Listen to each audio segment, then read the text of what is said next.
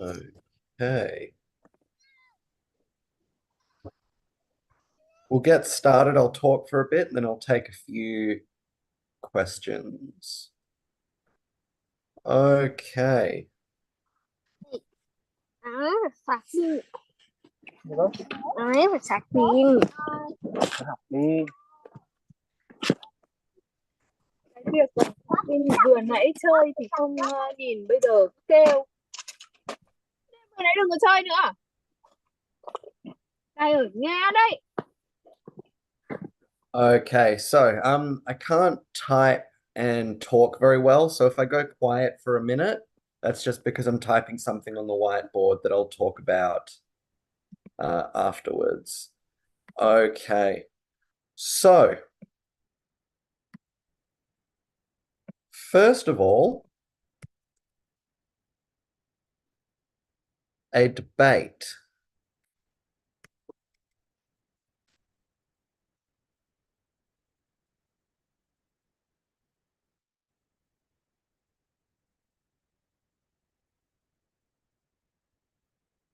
So, a debate in general is just a structured conversation between two opposing sides or viewpoints. Basically, meaning it's a conversation where there are rules that need to be followed. And generally speaking, that conversation is between two different teams, and each of those teams has a different opinion or a different viewpoint on the topic of the debate. Now, up the top, you see I've written Asian parliamentary or AP debate format.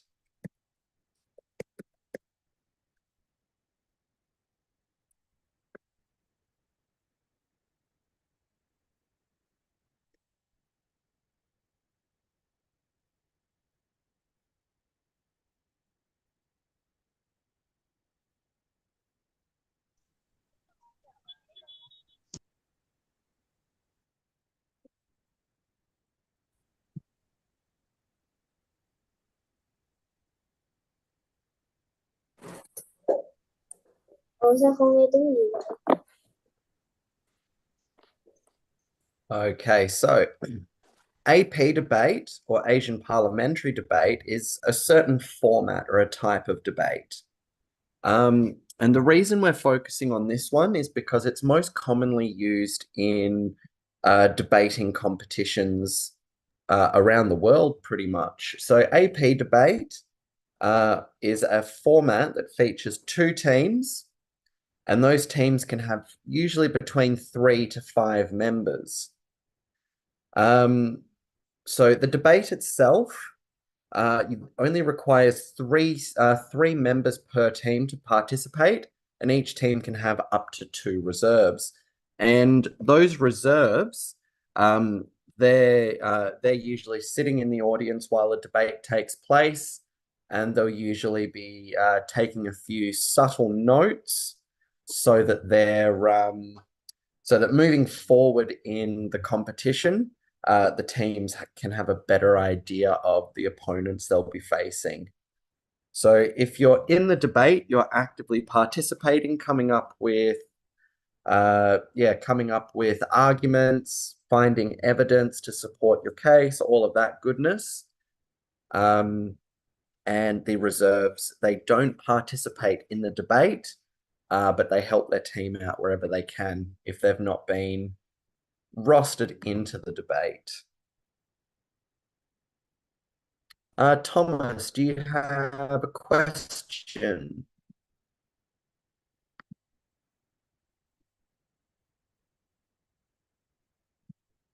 Nope. Okay.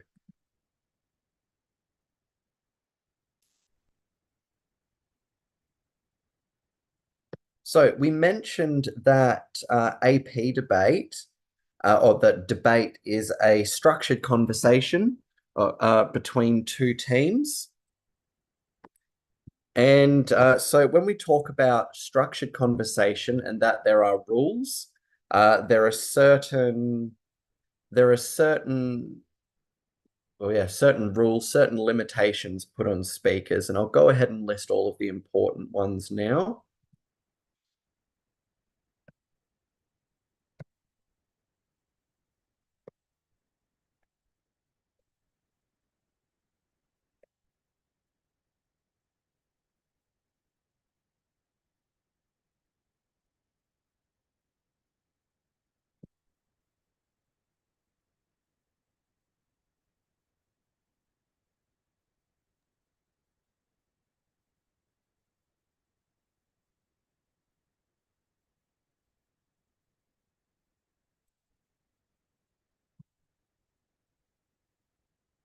Okay, so the way that the first thing is that the teams will deliver their arguments in a staggered order. So it's not just all of one team and then all of the other team. They go one member from the first team, one member from the second team, one member from the first team, one member from the second team. And this gives you the chance to create lots of what we like to call clashes in a debate. And this is basically the teams break their arguments down into digestible chunks, and that gives the other team a chance to uh, come back with rebuttals, come up with counter arguments, and try and discredit and disprove the other team.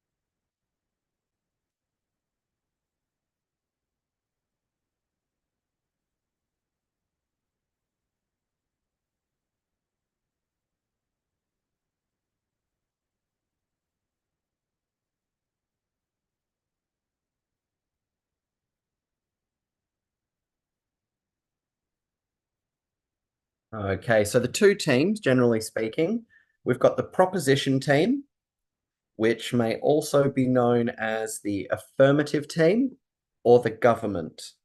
They agree with the topic of the debate and they argue in its favor. So they try and convince you the topic of the debate is correct. We agree with it and we think it's the right thing to do. And then you've got the opposition team or the negative team, and they disagree with the motion.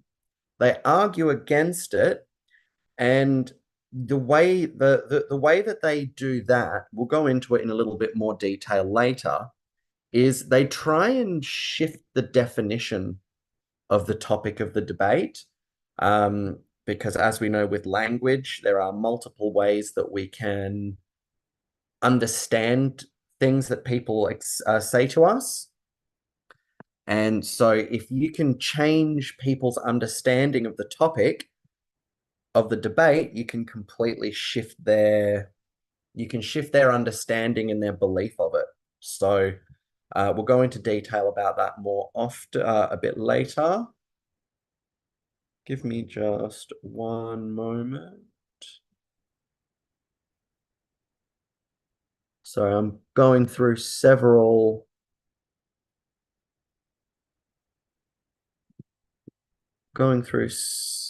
folders of notes that I've got to find.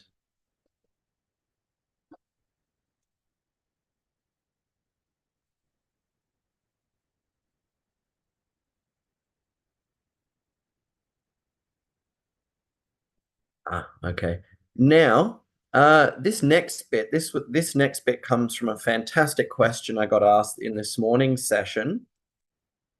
And that question was, what do you do if you don't agree with the topic of the debate?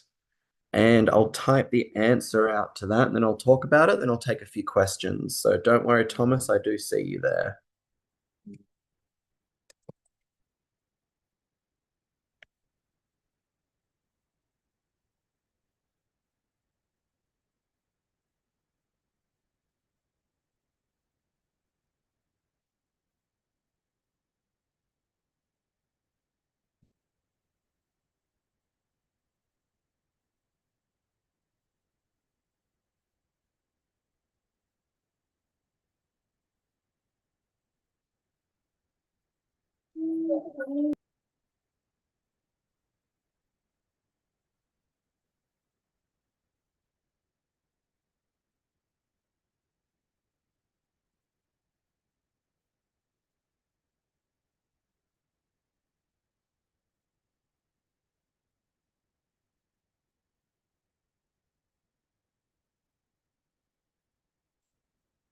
Okay, so you'll not always be arguing the same side of the debate that you believe.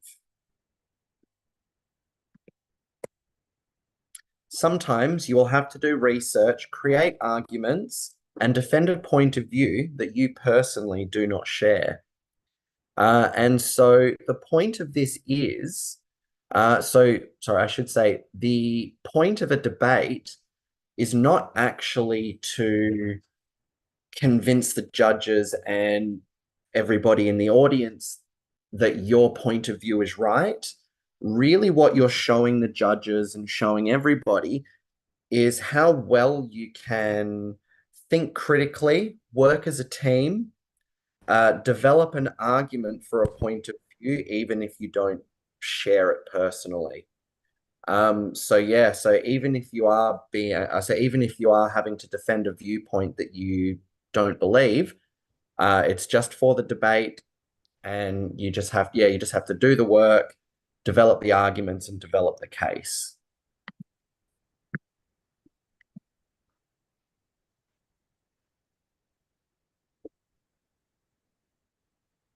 Okay. So I'll take some questions now. Thomas,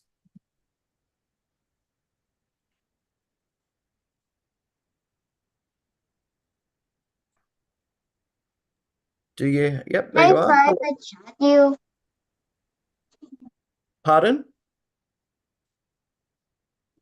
Hi, Sad. Can I private chat you? Can you send that to me in the chat box, please, Thomas? I couldn't hear you very well.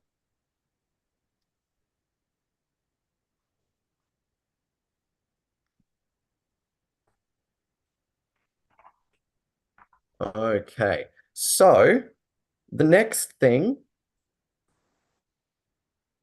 so the last thing that I'll put down in this for this whiteboard before we move on.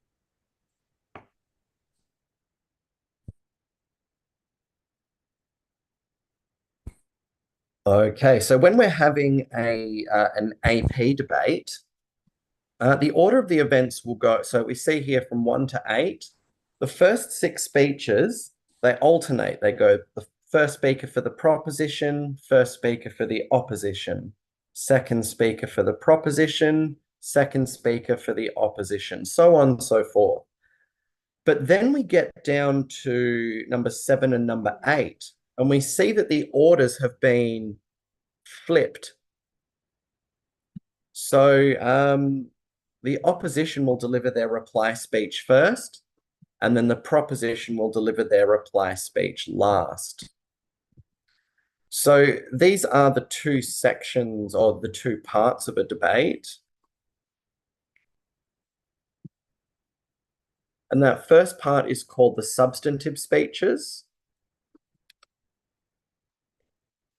And the second part is called the reply speeches. Okay. So do we have any questions about the format of a debate?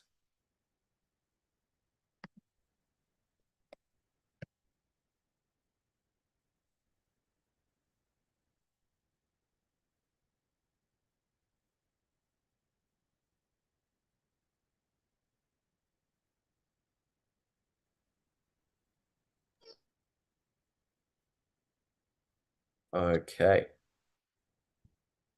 If you do have any questions, guys, just make sure that you do raise your hand so that I can see it. All right. So, there's no more questions about the if there's no more questions about the format of the debate, let's go into a bit more detail about the members of the two teams.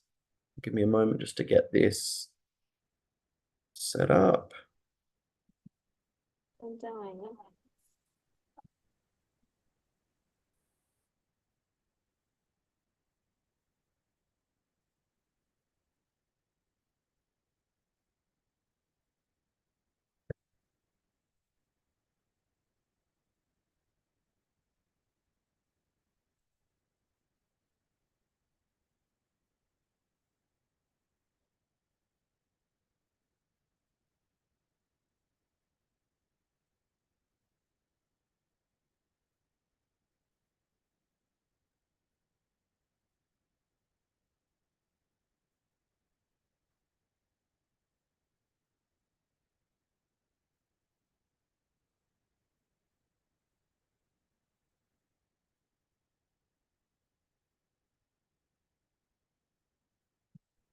Do you have a question, Thomas?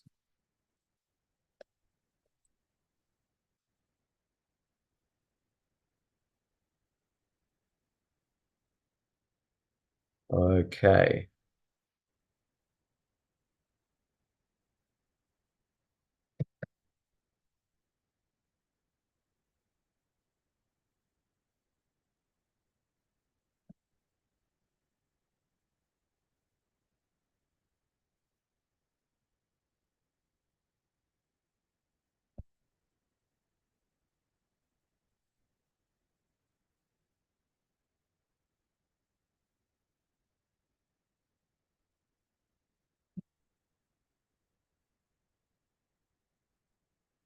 Yeah.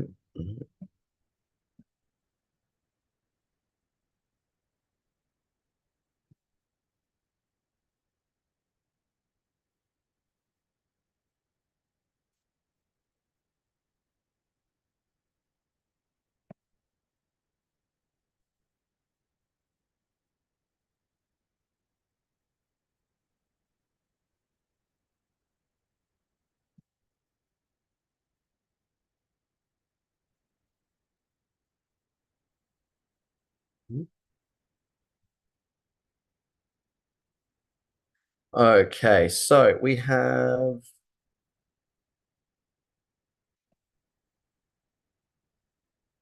the three speakers from each team here.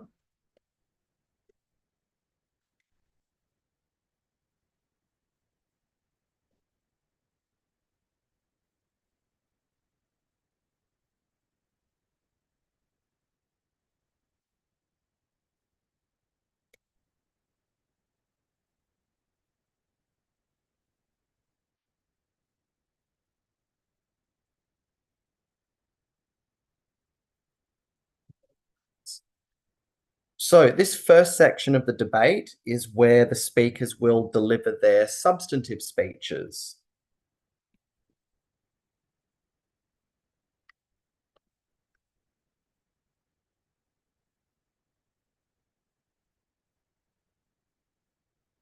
Okay, so this is the portion of the debate that both teams deliver all of their all of their arguments that they wish to present in the debate. So this is essentially the debate itself. And it's important that when you become part of a debating team, it's very important that you don't just, what's the word I'm looking for? You don't just sit down to the debate as three individual speakers just delivering your own arguments. That won't work very well.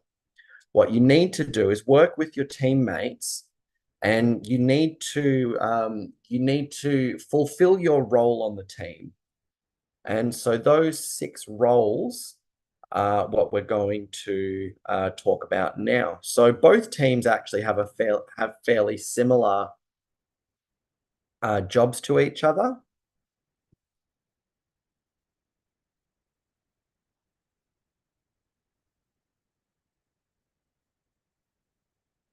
Okay, so the first person to speak is the first proposition speaker. By the way, guys, depending on which tournaments you may decide to enter at a later date, you will need to know all of the possible names for both of the teams. So each team, so some competitions call them by proposition and opposition. Some competitions will call the teams by affirmative and negative.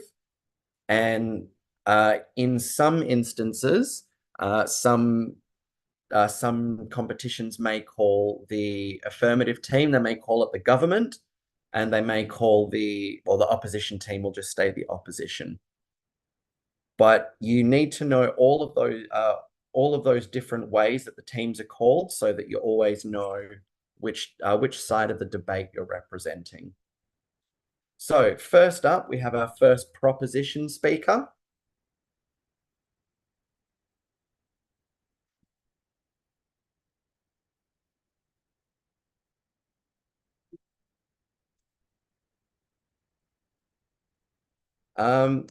And the first proposition speaker, if the competition you're in calls it by government and opposition, then the first proposition speaker may also be known as the Prime Minister.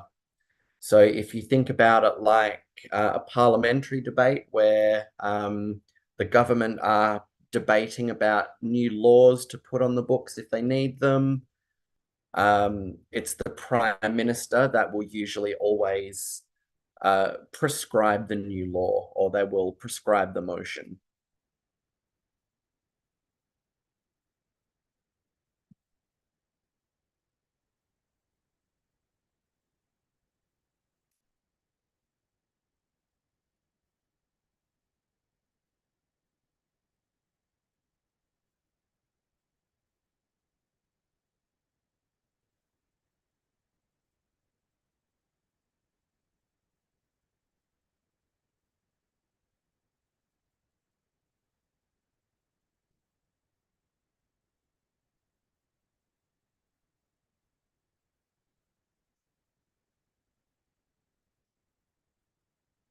Okay, so the first proposition speaker, they have a very important job to do, and it's their job to actually define the debate and set the tone for their team. Now, this can actually be a very big advantage to have, because a little example I like to use because I've fallen victim to it so many times, but how many times have you, and it doesn't matter whether you read it in a book, saw it on TV, you're talking to a friend, I bet most of you have been through something like this, but you hear the wrong information first, but even when you hear the right information later on, or at a later date, even though it may have been proved to you, like you might have seen all the evidence in the world, there's still that thing in your brain that's like, but I heard that other one first, that still sounds more right to me, even though you're being presented with evidence why the second piece of information is actually correct. That's happened to me a lot, and that's actually a very valuable, I suppose you might say, human shortfall that the proposition team gets to take advantage of. Because they get to speak first. So they basically get to, I suppose, set the standard for the debate. They get to set the tone for the debate. And they basically get to define the motion, or they get to tell you what the motion means to them first. And it is quite often when you speak first, again, you tend to have that thing where people don't want to forget what you've said. So that's quite a big advantage for the proposition team to have.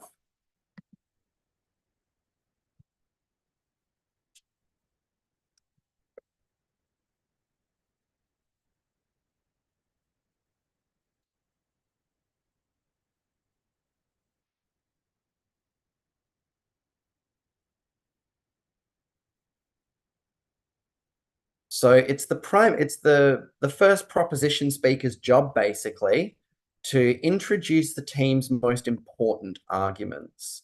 So it's up to the first speaker of the team to go, okay, this is our team, these are the arguments we're making, and they need to make all of the big arguments first. You need to get the judges and the audience on your side immediately.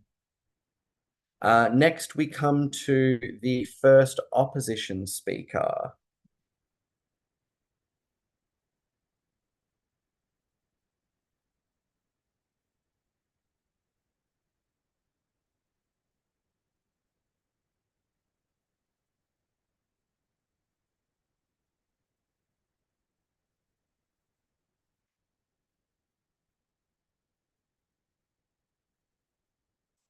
Okay, so the first opposition speaker is usually known as the opposition leader, and this stems from most parliamentary most parliamentary debates where you've got the side of the government with the prime minister, and then you've got the opposition who make sure that the government don't go crazy with power, basically. And so they're known as the opposition to the government.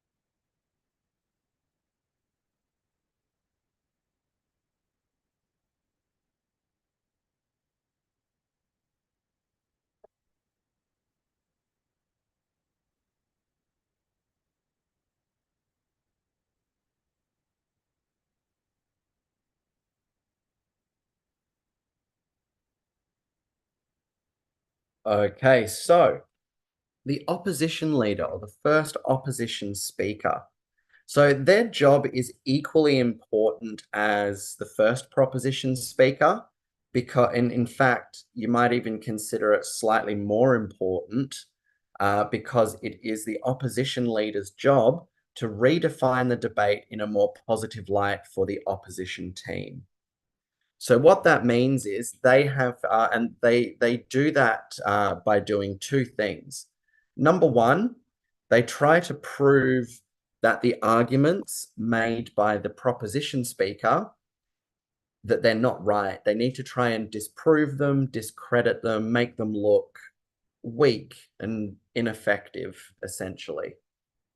So, for example, the example that I used in this morning's class was punching somebody. So the debate so the debate topic, for example, would be, is it okay to punch somebody? And so the opposition, so if the proposition speaker makes the case and says, no, it is not all right to just punch anybody. Doesn't matter. It's not all right. Hitting somebody is wrong. The opposition could then reframe that and say, well, what if somebody's already punching me? Am I allowed to punch them back in self-defense? So that could be, bless you, Thomas. That could be that could be the redefining of the debate. So we're taking it from, well, it's not all right to just hit people. But then we say, but what about if someone is hitting us first? Can we defend ourselves? So that's posing that question slightly differently. And that's what you aim to do as the opposition team, is redefine the topic of the debate so that you can come up with, so that you can create arguments and find evidence to support them, regardless of the topic. And then the other job that the opposition speaker must do, the first opposition speaker, is they must deliver their most important arguments for their team. So do we see there in just the first two speakers how we've got how we're already starting to create some clashes of ideas and some clashes of definitions there? That's what we want to do in debate, is we always want to try and find an issue or a problem or another way to think about what your opponents are saying, and then try and change how the judges see what they're saying. That's what we've got to do essentially. Are there any questions about the first two speakers so far?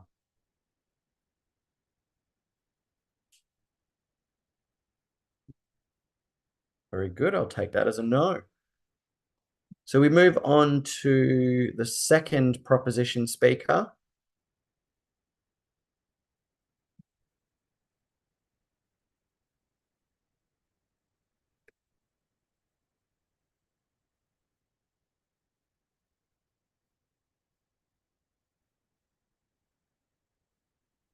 Okay.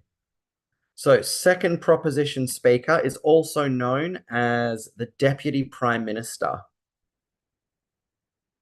The Deputy Prime Minister is basically the same thing as a Vice President. They're just like second in charge. And if the President needs to step down, then the Vice President would take over.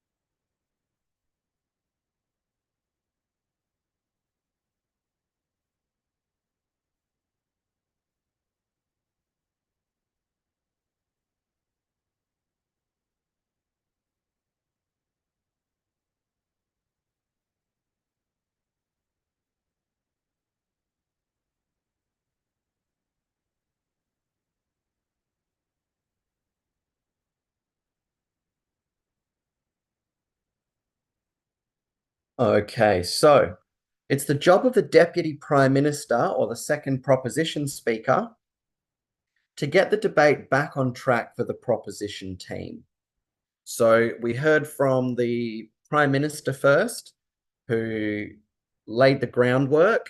We then heard from the leader of the opposition, whose job it was to try and muddy the waters a bit, make it try and weaken the proposition team's arguments, try and prove them wrong, try and prove them ineffective, and then try and strengthen their own case by delivering their most important arguments. Now we come back to our second proposition speaker, or the Deputy Prime Minister, and it's their job to try and get the debate back in the favor of their own team. So you see there why it's important to stagger the speakers, one from each team, and then they interchange. Because if we just heard from the proposition team first, they could build the best case, but without an opportunity to defend themselves through these rebuttals, then you can very, very easily dismantle a case. So it's very important that it's a back and forwards exchange. The second opposition speaker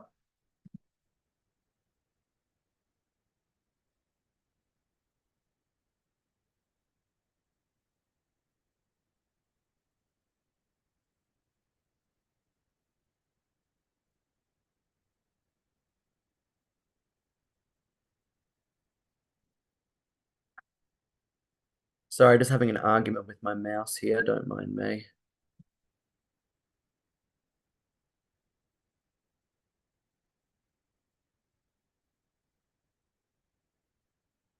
There we go. Ah, I did it again. Sorry, guys. I told you I'm not very good with this. This thing, every time I let go of the drag thing, it seems to do things I didn't ask it to do. There we go.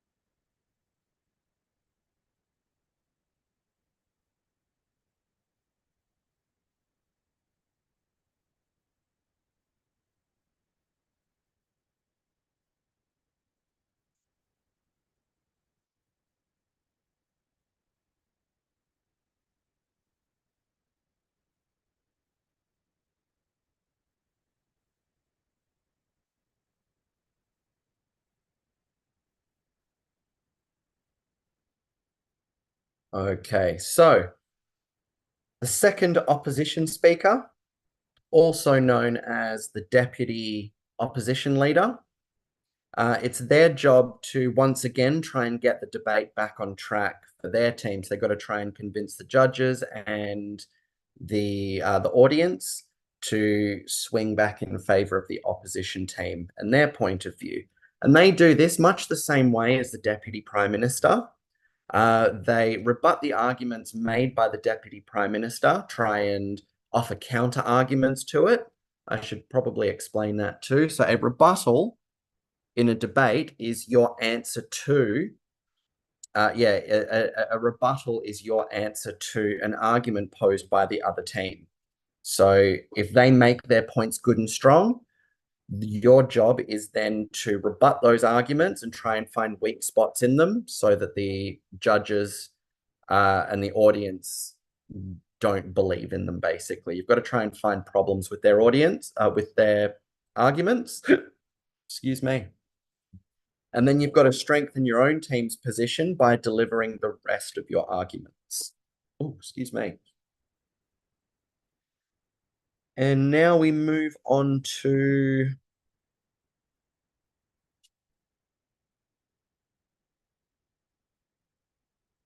the third proposition speaker.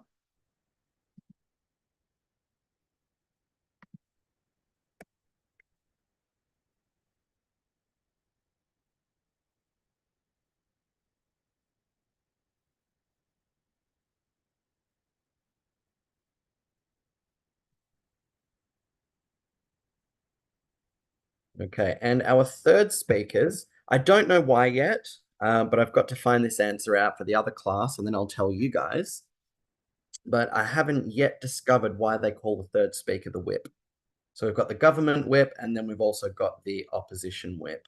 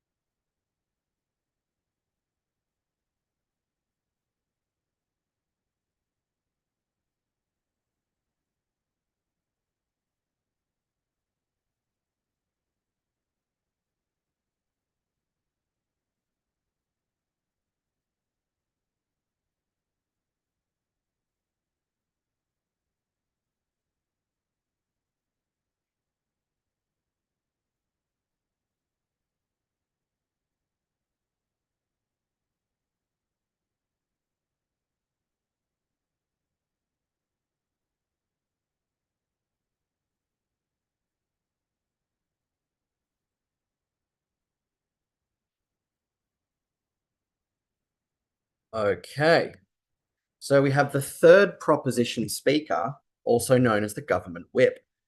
So this speaker's job is to summarize their team's argument and talk about their team's strongest arguments and compare them to the weakest arguments of the opposing team. So people can say a lot in the short time they're given to speak during a debate. So it's almost impossible for the judges and the audience to remember all of the to remember just all of the good things from their team. So it's the third speaker's job to make it easier on everyone and remind us all. So the third speaker will mention things like our second speaker, sorry, the oh yeah, our second speaker made a strong argument by when they said this, and then they'll say the argument. But our opponents did not have a rebuttal or anything to disprove that argument. So that's a point in our favor. So yeah, so you want to talk about all of the things that they did wrong and all of the things that your team did right during the debate. And then yeah, so again, that's just one final chance to remind the judges what your team did very well and to try and keep it in the judges' minds about what the other team didn't do so well. So you're kind of playing a salesman a little bit as the third speaker, because you're basically trying to say why your team's so good, why the other team's not as good as you. And then we finally move to the third opposition speaker.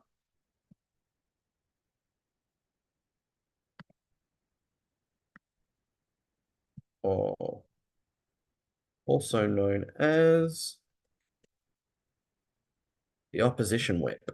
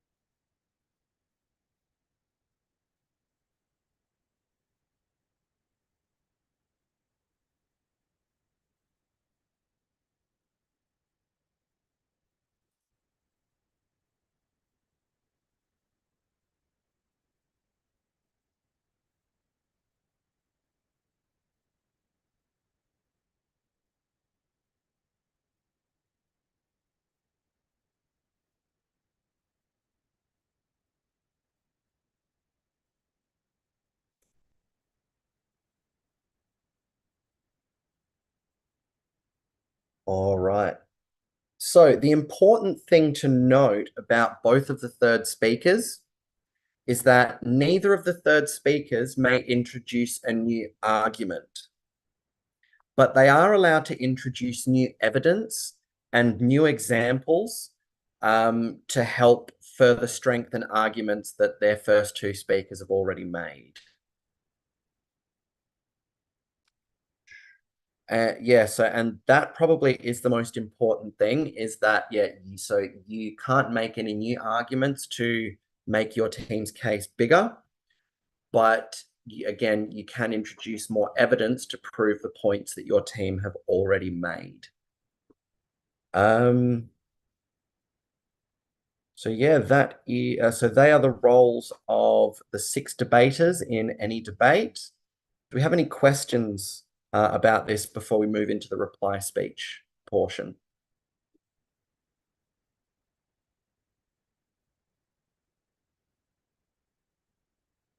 No, fantastic.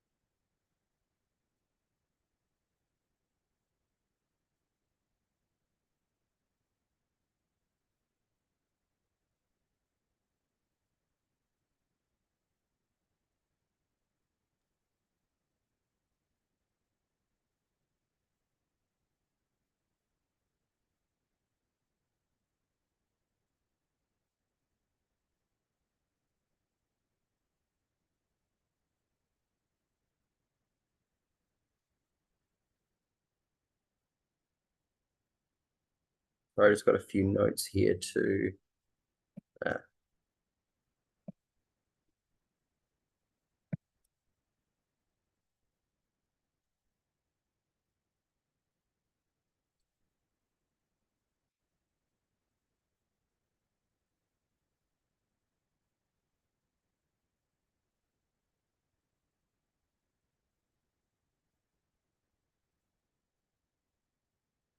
Okay, so the substantive speeches versus the reply speeches. So these are the two parts of the debate that I mentioned earlier. So a substantive speech is a speech made during the debate. So this is where the speakers will make their arguments, present their evidence, and build their case. These speeches make up about 80 to 90% of the actual debate. So this is most of what you are doing. And depending on the competition that you enter, they will give you usually somewhere between 4 and 7 minutes to deliver your arguments. I've seen some debates go as low as 2 minutes and some debates go as high as like 10 to 12 minutes per speaker. And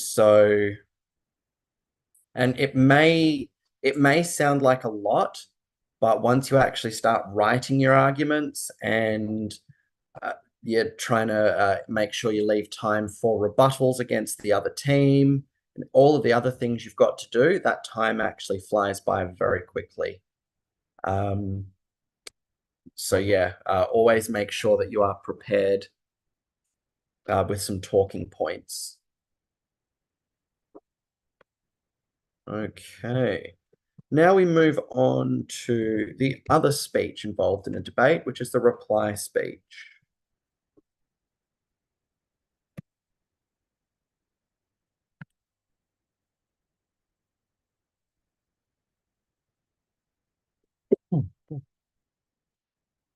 Excuse me.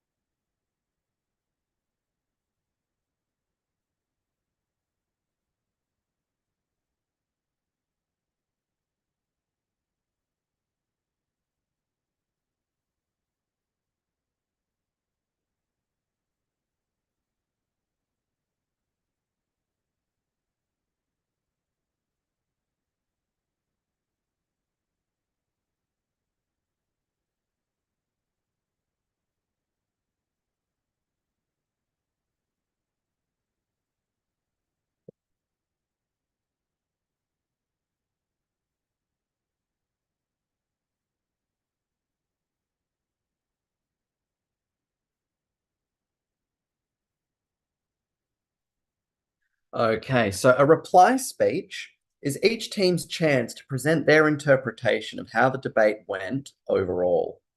So it's more of a report than a speech. So what that means is that when the third speaker in the debate is delivering the speech, is delivering their summary, they should be sticking purely to the arguments listed during the debate.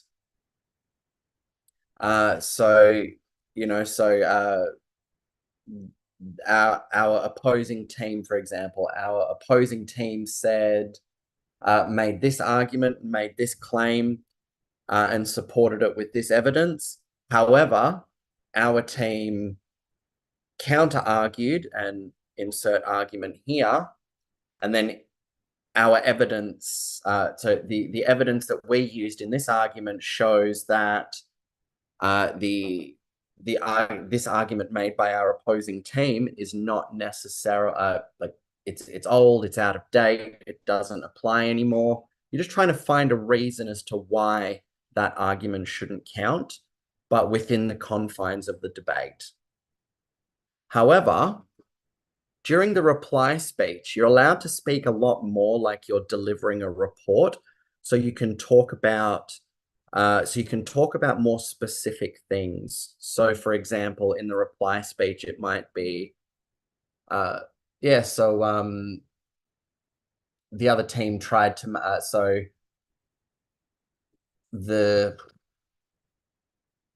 I've just gone blank here. During this reply speech, you're trying to, what's the word I'm looking for? You're talking about the debate more like you're a commentator. That's a better way to put it.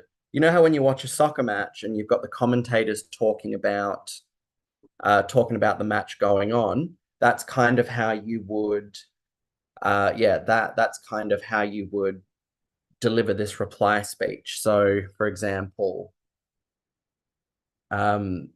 you would talk about the things that went well for your team. So any arguments that they made, any arguments that your team made that the opposition, that your opponents did not have a rebuttal for, they did not have a counter argument, you mention that in your reply speech, because you say to the judges, hey, look at this. We made a perfectly valid point, supported it with evidence, and the other team could not say anything to disprove that argument. That looks very good on your behalf.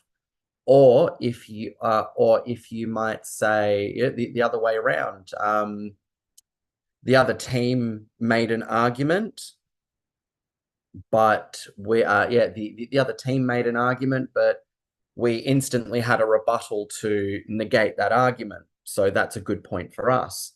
So yeah, you're just looking for things that happened in the debate that will make your team look good and the other team look bad. So each team will usually get somewhere between 2 to 4 minutes to deliver their reply speech. And the reply speeches actually happen in reverse order. So we've noticed that up to now,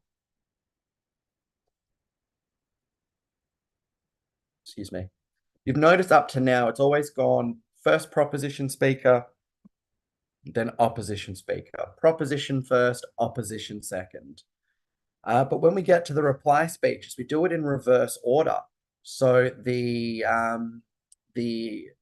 opposition team will deliver their reply speech first, and then the proposition team will deliver their reply speech last. And so because of that, there's a rule in debates, at least in AP debate, that no speaker may speak twice in a row. There always has to be someone else in between speakers. So for that reason, the third speaker of either team is not allowed to give the reply speeches.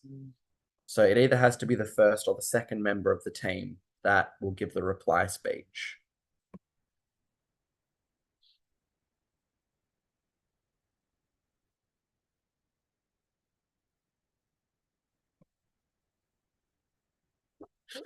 Okay, so do we have any questions, anything at all? No, terrific. Then in that case, I would like to spend the last few minutes. So all right, so we're going to spend the last few minutes covering the last topic for today, which is strategies for developing good arguments for when you've got to participate in a debate. So we won't have time for the breakout room exercise today because the breakout room exercise is based around what we're about to cover.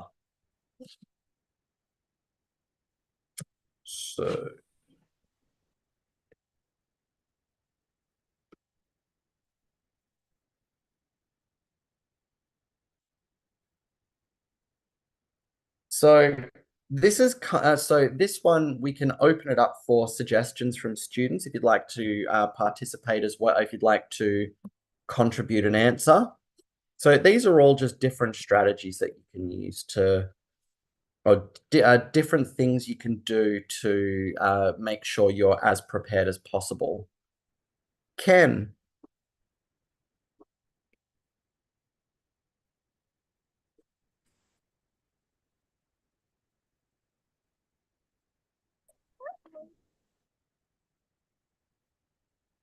Okay. So the first thing is,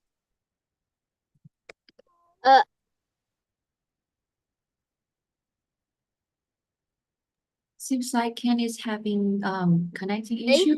Oh, I think so. I think so. I'll give him a chance to ask if he comes back online. I want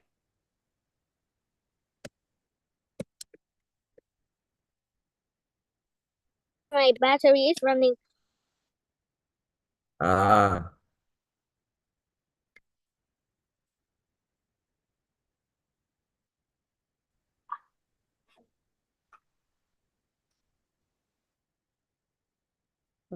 bloody heck.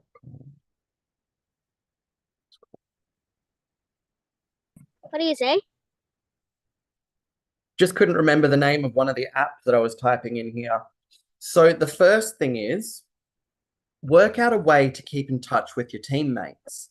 So be that a private chat on Messenger, if you use Zalo, if you use Discord, or even if you just all have each other's phone numbers saved and you can send text messages to a group chat. But you want to make sure that it is always a group chat with your own teammates, because if you have a piece of information you need to share with everyone, let's say you just send it to one other teammate and then forget to send it to the other one, then that leaves, like, that's not good, because that other teammate might need to know that information. So always make sure you communicate in a central group where everyone in your team receives all of the communication.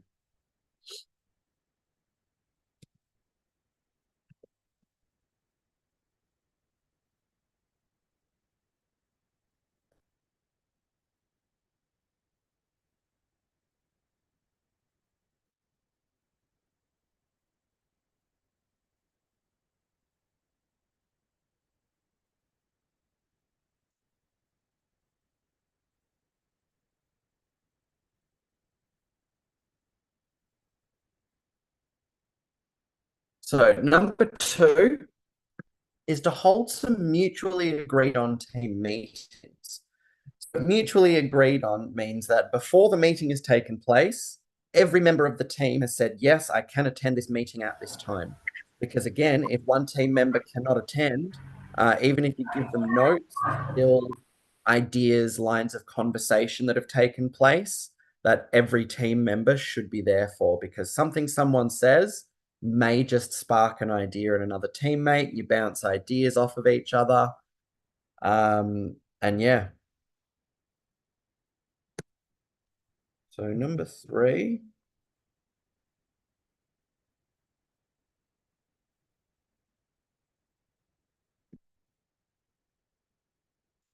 So number 3 is brainstorm intensively. So what brainstorm means, if you've never heard of it, it's a great activity for getting a lot of messy ideas down on paper, and then that makes the process easier to start tidying the ideas up and putting them into their correct categories and stuff. So basically, if I draw it here, I'm just going to draw a little make-believe brainstorm. So you might have the central topic in the center here. And then all around it, you just have a conversation with your teammates and anyone that's had, so for example, actually, I'll undo that.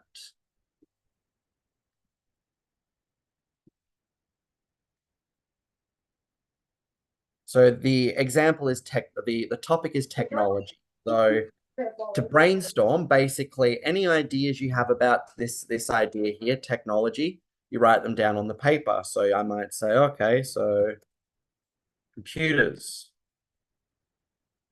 video games, YouTube, robotics. And so all of these different ideas that you have about this one topic, you write them all down on the sheet of paper. And this, it may not seem like much, but it will help you come up with so many good ideas that you didn't even think about. Because if you can find any ideas that are on the topic of the debate, again, you don't know which ideas are going, which ideas are going to help you create other ideas or come up with other ideas for arguments you can use. So brainstorming is an incredibly effective. The brainstorming is an incredibly effective tool to use.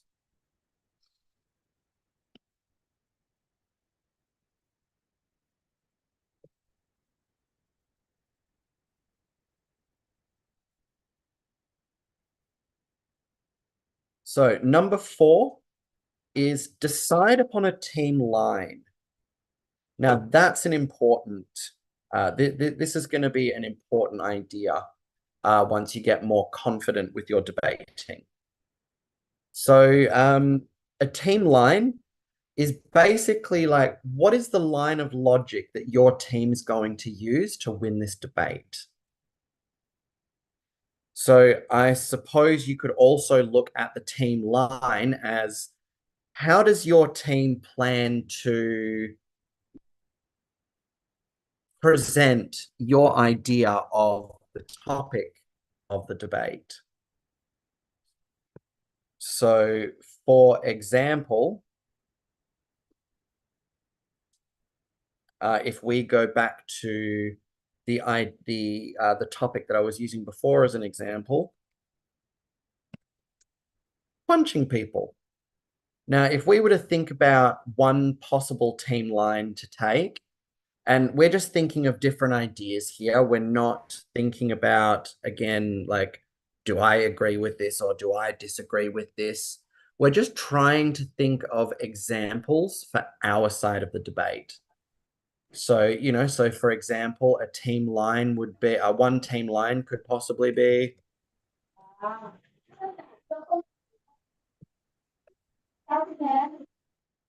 one is punching people is acceptable.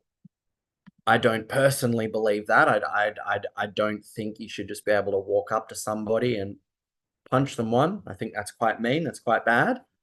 But for the sake of this debate, it is a team line that a team could realistically take. Now, it doesn't necessarily mean the people on that team really believe that. That's just the side of the debate. That's just the way they've decided to take the debate.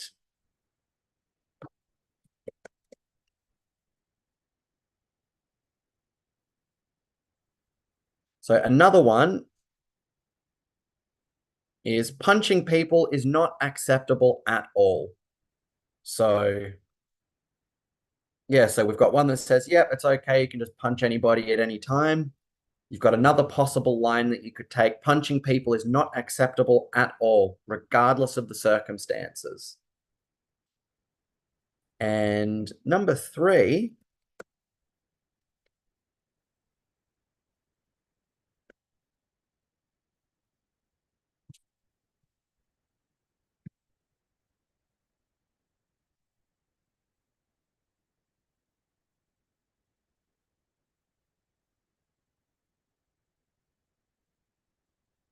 we've got punching people is acceptable in situations of self-defense. So if somebody attacks me first, I think it's okay if I attack them back to defend myself. And then you've got another one here.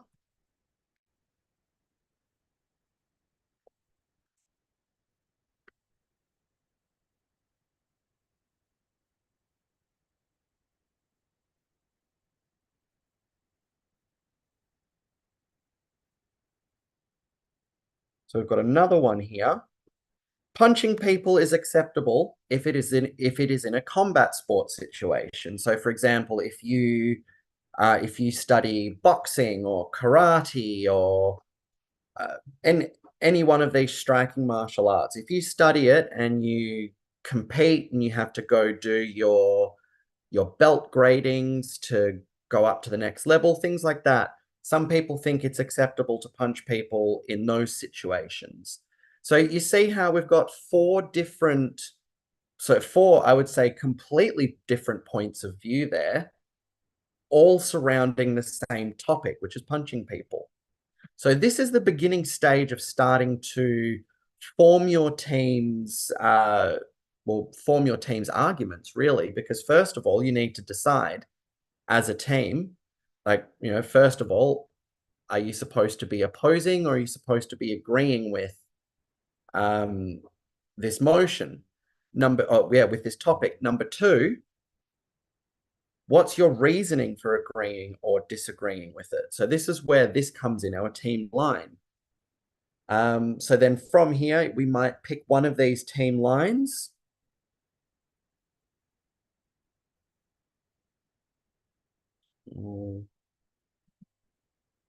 Get rid of all of this.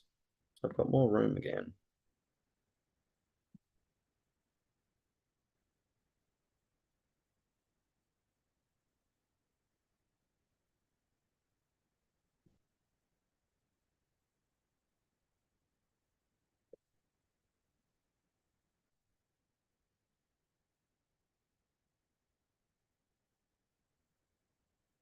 Okay.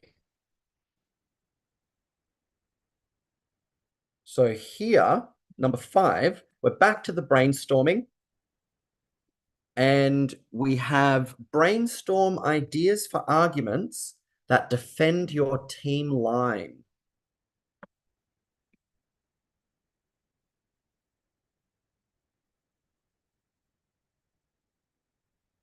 Thank you, Mai. I was wondering where he got to. But yeah, so brainstorm ideas for arguments that defend your team line.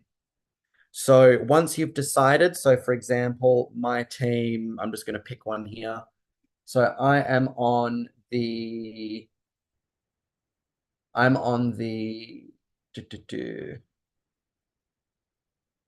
proposition team for this punching people debate.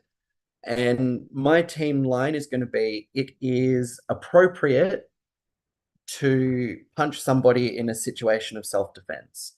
So now I need to come up with arguments as to why it's acceptable to punch people if it's in self-defense.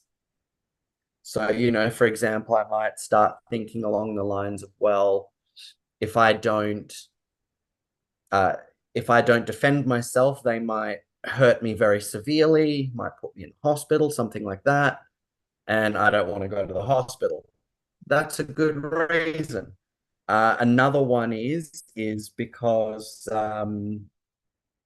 if it was acceptable to punch anybody, like to just punch anybody for any reason, our whole society would probably just break down into a whole bunch of cavemen again, just going around punching people and taking stuff they want. So we've evolved to a point where, we have laws we have to follow. There are rules, things we can do, can't do. And yeah, they're there for a reason, so that we don't break down into like a crazy caveman society where everyone just punches everyone.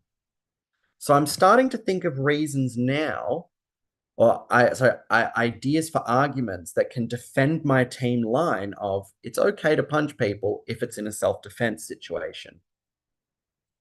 So then we start just brainstorming, and don't just come up with 5 or 6 ideas. You want to probably come up with about 10 to 12 ideas. And your next strategy explains why you want more ideas than you'll need. So actually, I think it's number 7.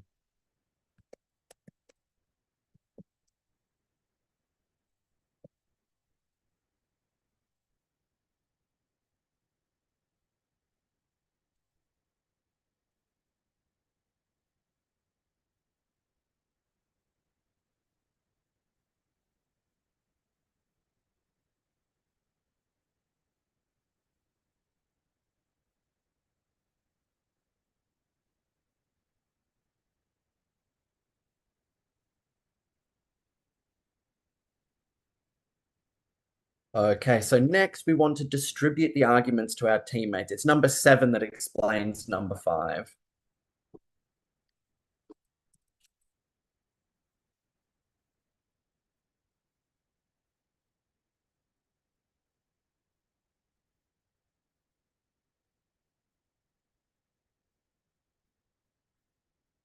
So number 6, distribute the arguments to your teammates and try to find a common theme to connect each speaker's arguments. So what that means is that, obviously all of these arguments are going to be along the same line. So in this example, it's again, punching people is acceptable in self-defense situations. I've had these hiccups all day. I do apologize, guys.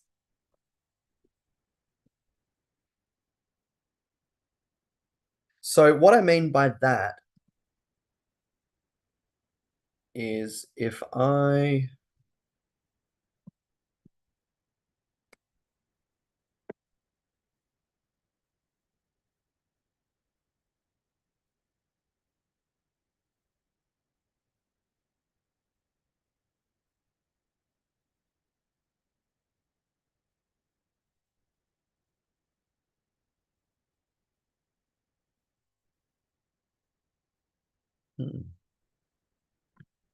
I'm going to undo that green.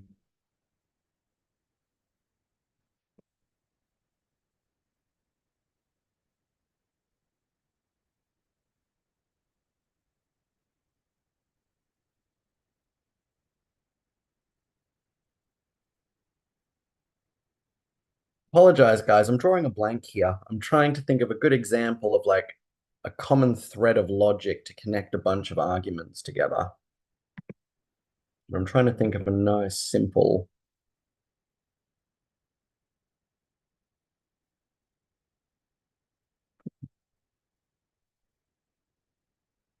My brain has literally gone blank right now. Give me just a moment, guys. I'll think of something.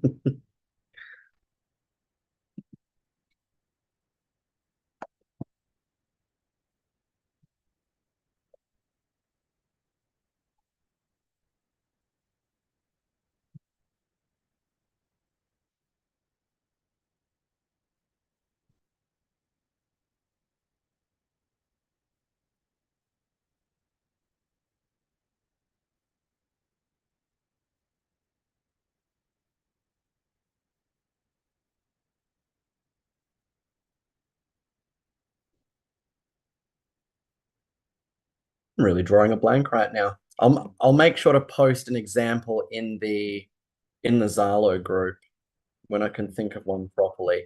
But basically, what you want to do is try and find the most logical line that connects all of your arguments. So how can I get from this argument to this argument by going in a straight line rather of just, so this argument leads to this, leads to this, leads to this, leads to this, rather than having to jump all over the page and go, well, this idea connects up there, which then connects with this over here, which goes over here. It makes sense when you think about that. You do this to get over here. So again, I really will provide a much better example of that in the Zalo group, but it really is an important step to developing your debate strategy. Make sure that there is one common theme amongst all of your own arguments.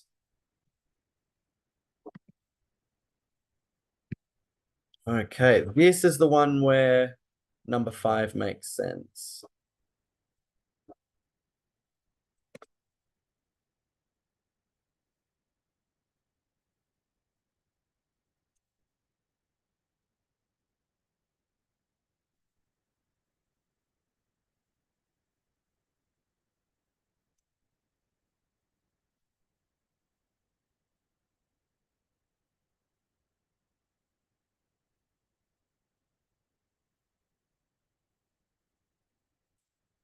Okay, so number 7, get to work in researching your arguments, gathering your evidence to support them, and writing them out. So this is why we want to brainstorm more ideas than what we will need to present in the debate. Because you may think, yes, I've got 5 of the best arguments ever. No one is ever going to be able to disprove these arguments. I am so smart. Then what happens once you start researching for information on the internet and researching for evidence to use, and you can't find any evidence that supports one of these unbeatable arguments? Well, you can either use that argument anyway, and you'll probably get torn to shreds for not having any arguments, any evidence to support your argument, or you're going to have to think of another argument.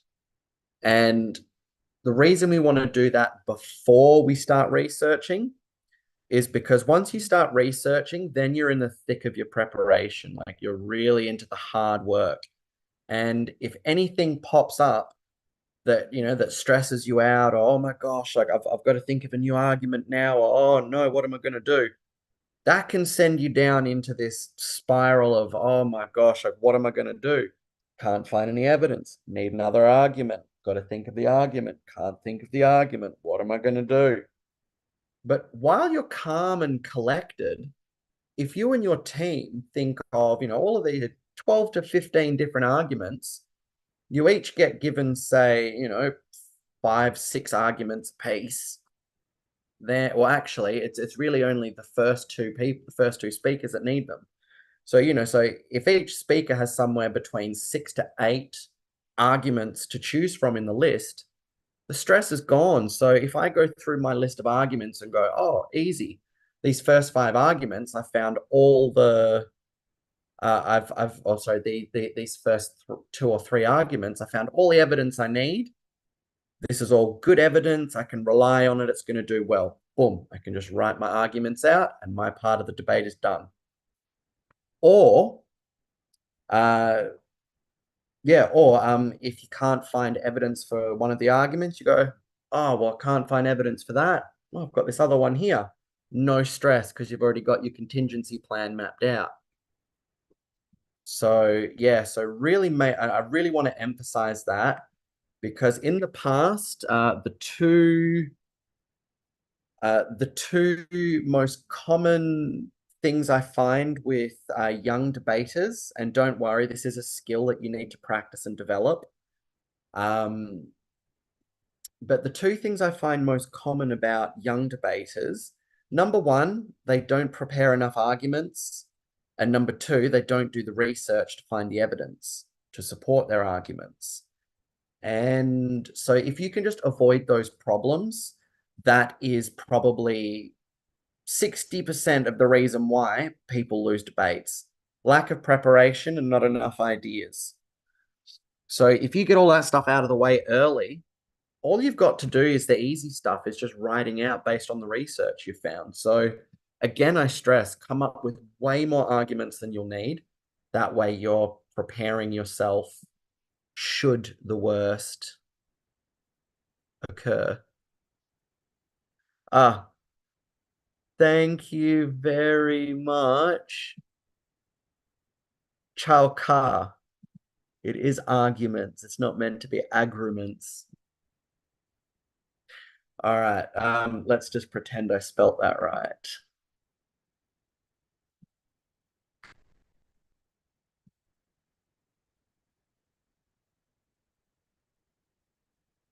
Nope, no, that was the right one.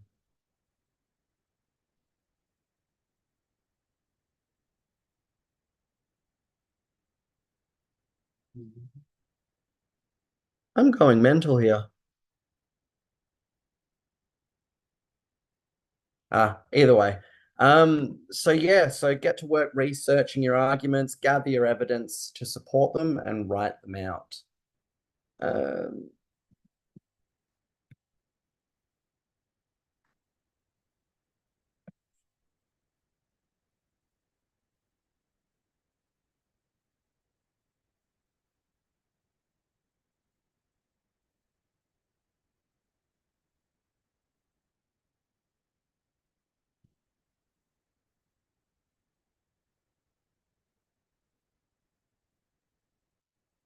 Okay, and number 8 is provide your teammates with regular updates and to your research and your writing, and hold regular team meetings.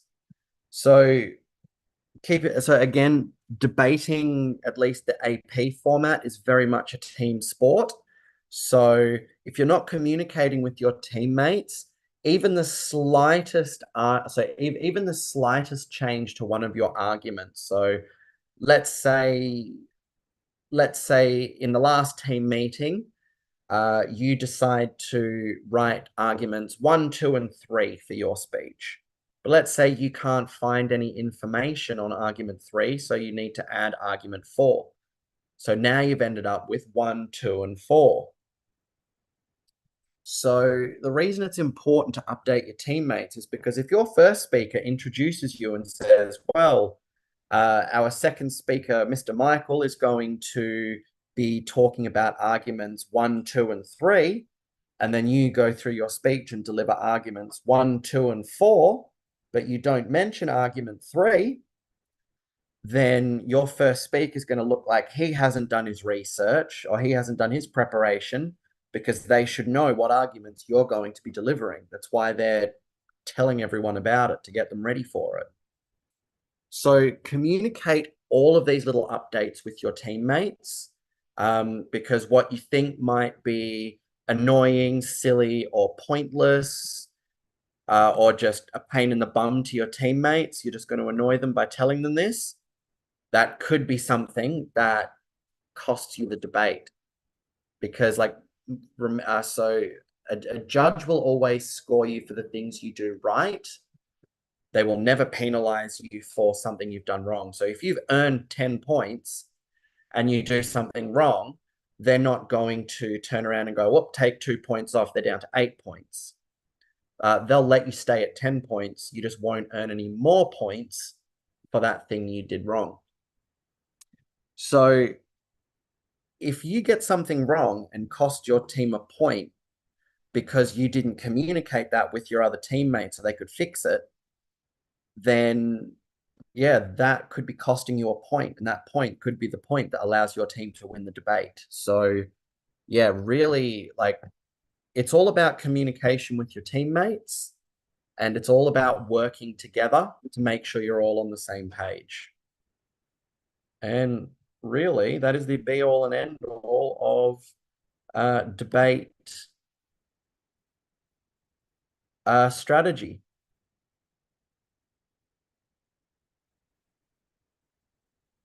So yeah, that brings us to the end of today's class. I'll post a homework task for you all. Next week there's no class because it's a public holiday, I believe. And then we'll be back in 2 weeks' time on the 18th with Mr. Brendan's next class, with Teacher Brendan's next class. So I'll post your homework in the Zalo group today.